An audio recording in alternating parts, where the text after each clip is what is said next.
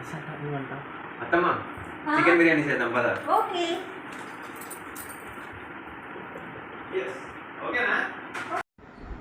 ముందుగా మనమైతే ఇక్కడ స్టవ్ మీద ఒక ప్యాన్ పెట్టేసుకొని ఆయిల్ వేసుకోవాలండి. ఈ ఆయిల్ డీప్ ఫ్రై చేసుకోవడానికి, ఆనియన్స్ డీప్ ఫ్రై చేసుకోవడానికండి.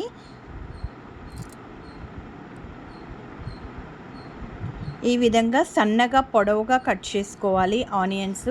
ఇవి బిర్యానీలోకి ఇలా పొడవుగా సన్నగా కట్ చేసుకుంటే ఈ ఆనియన్స్ వేయటం వలన మనకి గ్రేవీ బాగా వస్తుంది, అలాగే స్ట్రక్చర్ కూడా బాగా వస్తుందండి. చూడటానికి ఈ గ్రేవీతో, ఈ ఆనియన్స్ గ్రేవీతో చాలా బాగుంటుంది. ఈ విధంగా సిమ్లో పెట్టుకొని మొత్తం బ్రౌన్గా వేయించేసుకోవాలి. బ్రౌన్ ఆనియన్స్ కదండి, బ్రౌన్గా అయ్యే వరకు బాగా వేయించుకోవాలి. సిమ్లో పెట్టుకొని మాత్రమే వేయించుకోండి.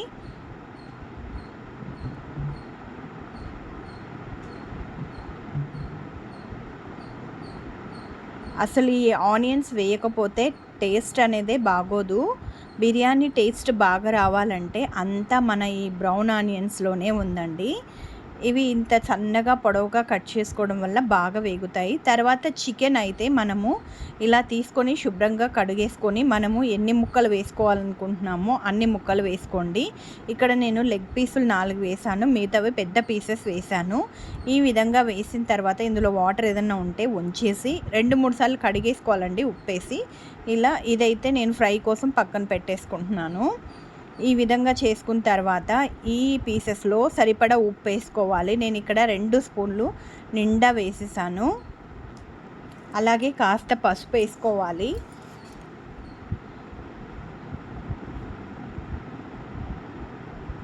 తర్వాత వేయించిన ధనియాల పౌడర్ అండి, ఈ ధనియాల పౌడర్ 2 స్పూన్లు వేసుకోవాలి. అలాగే కారము ఎవరి రుచికి సరిపడినట్టు వాళ్ళు వేసుకోవాలి. నేనైతే ఇక్కడ 2.5 స్పూన్ దాకా వేస్తున్నాను. అలాగే గరం మసాలా 1 స్పూన్ వరకు గరం మసాలా అయితే యాడ్ చేసుకోండి. ఈ గరం మసాలా మనం ఇంట్లో కూడా ప్రిపేర్ చేసుకోవచ్చు.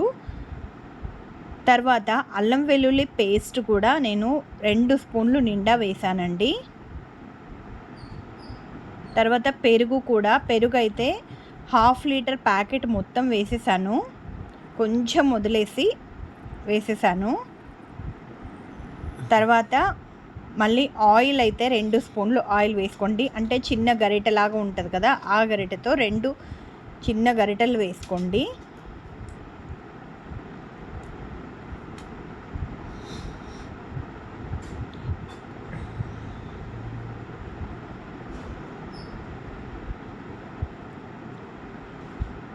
ఇలా వేసుకున్న తర్వాత అన్నీ బాగా మిక్స్ చేసుకోవాలి. బాగా అన్నీ కలిసే విధంగా మిక్స్ చేసుకొని మనకి ఫ్రిడ్జ్లో ప్లేస్ ఉన్నట్టయితే ఫ్రిడ్జ్లో 1 గంట పాటు ఉంచండి, లేదంటే బయట ఉంచినా పర్వాలేదు. 1 గంట సేపు అయితే దీన్ని ఇలా వదిలేయాలి.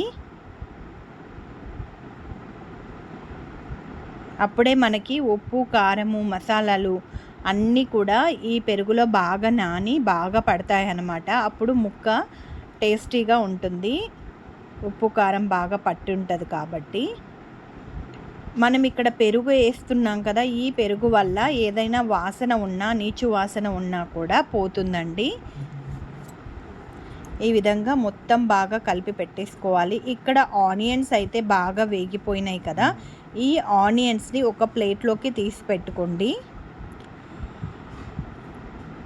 ఇక్కడ మేము బిర్యానీ ఒక 5-6 మంది కలిసి చేస్తున్నాము. ఎందుకంటే హాలిడేస్ కదండి, పిల్లలందరూ ఇంట్లోనే ఉన్నారు. తలా ఒక పని చేస్తూ నాకు ఈ పని చెప్పు, నాకు ఆ పని చెప్పు అంటూ మా అల్లుళ్ళు నన్ను బాగా సతాయించేసి మరీ బిర్యానీ చేసేసుకుంటున్నారు. చూడండి ఇక్కడ ఎంత బాగా అన్నీ కడిగిస్తున్నారు, అన్నీ మిక్సీ వేసిస్తున్నారు. అందరూ కూడా తలో చేయేశారు. ఇక్కడ కొత్తిమీర, పుదీనా అలాగే పచ్చిమిర్చి అండి, ఇవి మిక్సీకి వేసేసుకోవాలి. ఒక అల్లుడు కడుగుతున్నాడు, ఒక అల్లుడు మిక్సీ పట్టిస్తున్నాడు. ఎంత పని చేసిస్తున్నారో నాకు. అలా చాలా పని. చూసారా మా చిన్నల్లుడు అప్పటి నుంచి పెద్దల్లుడు చికెన్ కడిగాడు, ఇంకా ఆకుకూరలు కడిగాడు, అన్నిట్లో హెల్ప్ చేస్తున్నారు. ప్రతి ఒక్కరు కూడా పిల్లలు నాకు ఈ పని చెప్పు, ఆ పని చెప్పు అని వెంబడి పడుతున్నారు. ఈ విధంగా మేమైతే బిర్యానీ కోసం అందరం తలా ఒక చెయ్యి వేసి ఈ విధంగా చేస్తున్నాం. ఇలా మిక్సీ పట్టేశాడండి మా అల్లుడైతే. ఇప్పుడు దీనిని అయితే చికెన్లో వేసేసుకొని ఇది కూడా బాగా కలుపుకోవాలి. ఈ చికెన్లో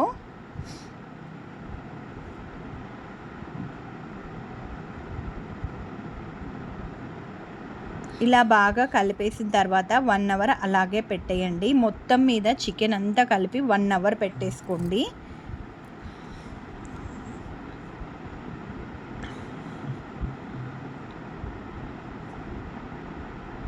వన్ అవర్ ఇలా పెట్టేసి మూత పెట్టి పక్కన పెట్టుకొని మనము బిర్యానీకి అయితే బాస్మతి రైస్ అయితే నానబెట్టుకోవాలండి. నేనైతే ఇక్కడ 9 గ్లాసులు వేస్తున్నాను. అంత చిన్న పిల్లలే కదా బిర్యానీ ఇష్టంగా తింటారు. సో మిగిలిన కూడా నైట్ అయినా తింటారని చెప్పే ఉద్దేశంతో నేనైతే 9 గ్లాసులు వేసానండి. రైస్ ఎప్పుడు కూడా కొలుచుకునేటప్పుడు ఇలా ఫుల్గా వేసేసి కొలుచుకోవాలి. ఈ విధంగా వేసుకొని కొలుచుకోవాలి. ఇలా కొలవకూడదండి, పైకి పెట్టేసుకొని కొలుచుకోవాలి. ఇప్పుడు ఈ రైస్ అయితే మా పెద్దల్లుడు నీట్గా కడిగి వాటర్ వేసి పెడుతున్నాడు. ఈ రైస్ని ఎప్పుడు కూడా ఈ విధంగా చూపించే విధంగా కడగాలి, వాటిని పిసకకూడదన్నమాట. చూడండి ఎంత బాగా కడుగుతున్నాడు. ఇప్పుడు పిల్లలకైతే ఏమీ నేర్పించాల్సిన అవసరం లేదండి. ఒక్కసారి చెప్పగానే అలా అల్లుకుపోతారు పిల్లలు.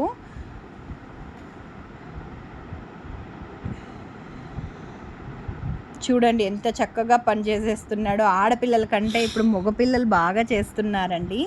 ఇప్పుడైతే నేనైతే 1 అవర్ తర్వాత ఈ చికెన్ని పొయ్యి మీద పెట్టుకున్నాను, ఉడికిస్తున్నాను.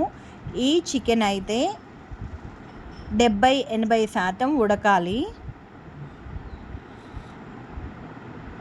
తర్వాత నేను ఒక పెద్ద బిర్యానీ చేసుకునే గిన్నెలో ఈ విధంగా వాటర్ అయితే సగానికి పైగా వేసుకొని అందులో సరిపడా ఉప్పు వేస్తున్నాను. ఈ ఉప్పు వేసిన తర్వాత వాటర్ అయితే మనకి సముద్రం వాటర్ ఎలా ఉంటుందో అలా ఉండాలన్నమాట. అప్పుడే మనకి రైస్కి కూడా సరిపోతుంది.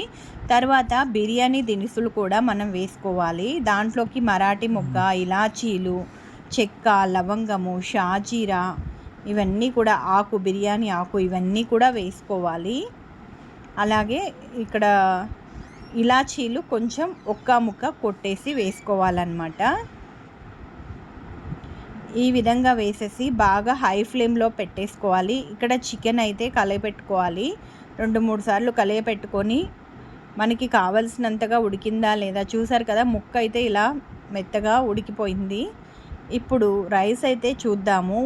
రైస్ ఎసురు కాగిందా లేదా అని చూసుకొని ఎసురు కాగిన తర్వాత మనము రైస్ వాటర్ అన్నీ వంపేసుకొని ఇందులో వేసేసుకోవాలి. ఈ వాటర్లో వేసిన ఈ బియ్యం కూడా 70% వరకు మనకి ఇక్కడ ఉడికిపోవాలన్నమాట.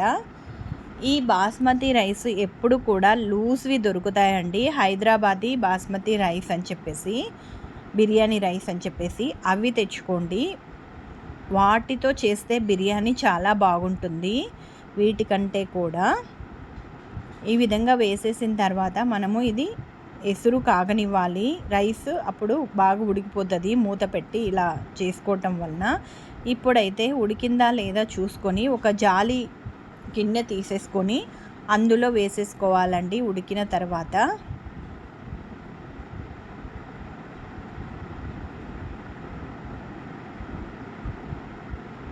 ఇలా తీసుకుని ఈ బౌల్ని ఖాళీ చేసి ఈ బౌల్లో మనం ఉడికించుకున్నాం కదా చికెను, ఆ చికెన్ అంతా వేసేసుకోవాలి.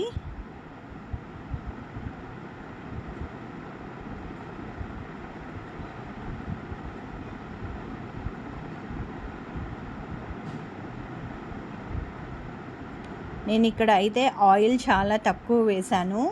మళ్ళీ మనము నెయ్యి కూడా యాడ్ చేసుకోవచ్చండి. మనకి తక్కువ అనిపిస్తే పైన అంతా వేసిన తర్వాత నెయ్యిని యాడ్ చేసుకోండి. దగ్గర 2-3 స్పూన్ల నెయ్యి అయితే పడుతుందండి. ఈ రైస్ అంతా కూడా ఈ విధంగా వేసేసుకోవాలి. మధ్య మధ్యలో ఆనియన్స్ వేసుకోవాలి. అలాగే కొంచెం కొత్తిమీర కొంచెం పుదీనా కూడా సన్నగా కట్ చేసుకొని పైన వేసుకోవాలి. ఈ విధంగా ఆనియన్స్ అయితే వేసేసుకోండి. ఈ ఆనియన్స్ వల్ల కలర్ కూడా చాలా బాగుంటుంది చూడటానికి.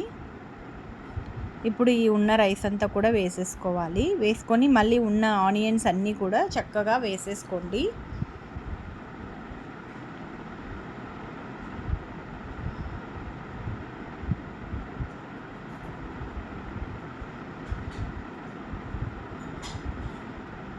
ఇలా అంతా నెరుపుకోవాలి, అంతా ఈక్వల్గా చేసేసుకోవాలి. చేసుకొని ఇప్పుడు మనం దీని మీద కొత్తిమీర పుదీనా చల్లేసుకోవాలండి.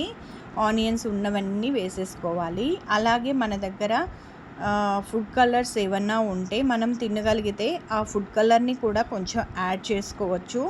నేను ఇక్కడైతే ఆయిల్ 2 స్పూన్లే వేసాను కదా, తర్వాత నేను పైన నెయ్యి వేసే విషయమే మర్చిపోయాను. ఇలా ఫుడ్ కలర్ వేసేసి మనము దీనిని కొంచెం సేపు ఒక 5 మినిట్స్ మీడియం ఫ్లేమ్లో పెట్టుకొని తర్వాత మొత్తం సిమ్లో పెట్టేసుకోవాలి.